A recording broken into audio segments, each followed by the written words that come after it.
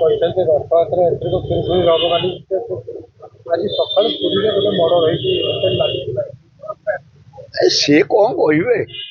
ସେ ସରକାର ଅଛନ୍ତି ବୋଧେ କହିଦଉଛନ୍ତି, ସେ କଣ କହିବେ? ଏ ଲୋକଙ୍କ ପାଖକୁ ଗଲେଣି, ସେ ଲୋକଙ୍କର ସୁବିଧା ଅସୁବିଧା ବୁଝିଲେଣି। ଲୋକ କି ଦୁର୍ଦ୍ଦଶାରେ ଅଛନ୍ତି। ଗାଁ ଗହଳିରେ ଇଲେକ୍ଟ୍ରିକ କାଟ, ପାଣି ଇଲେକ୍ଟ୍ରିକ ଟିକେ ମିଳୁନି, ପାଠ ପଢି ପାରୁନାହାନ୍ତି ପିଲାମାନେ, ଏ ଗରମରେ ସଢୁଛନ୍ତି ଲୋକମାନେ, ପିଇବା ପାଣି ମନ୍ଦେ ମିଳୁନି, ବାର୍ଦ୍ଧକ୍ୟ ଭତ୍ତା ଏପର୍ଯ୍ୟନ୍ତ ମିଳିଲାନି, ଦରଦାମ ହୁଇ ବଢିଲାନି, ଆଇନ ଶୃଙ୍ଖଳା ପୂର୍ବ ବିଫଳ।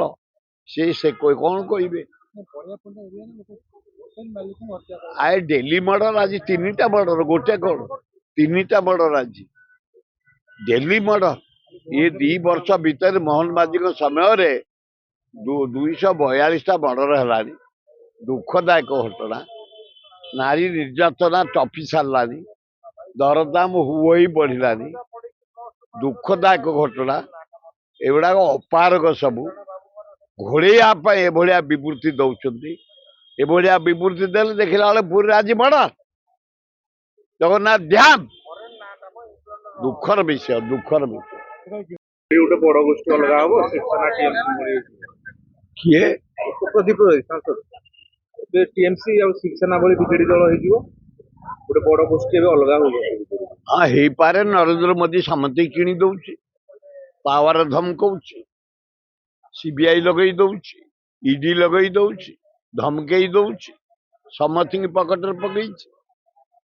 ୱେଷ୍ଟବେଙ୍ଗଲ ଯୋଉ ଭଳିଆ କଲା, 10,000 କୋଟି ଟଙ୍କା ବର୍ବାଦ କଲା, ସେଠି ରାଜ୍ୟ ଗରିବ ଜନସାଧାରଣ ପଇସା ନରେନ୍ଦ୍ର ମୋଦି ଖାଲି ମମତାକୁ ହରେଇବା ପାଇଁ ସେଠି ପଇସା ଦେଇକି ସମସ୍ତଙ୍କୁ କିଣିଦେଲା, ଏମପି ମାନଙ୍କୁ ସମସ୍ତଙ୍କୁ ପଠେଇଦେଲା। ମହାରାଷ୍ଟ୍ରରେ ସେୟା କରିଛି, ଶିବସେନା ପଠେଇଲାଣି, ଏଠି ପଠେଇ ପାରେ। ପଇସା ବଳରେ, ପାୱାର ବଳରେ, ସିବିଆଇ ବଳରେ, ଇଡି ବଳରେ ଚାରିଆଡେ ପଠଉଛନ୍ତି, ପଠେଇଦେବେ। ମୁଁ କହିପାରିବି।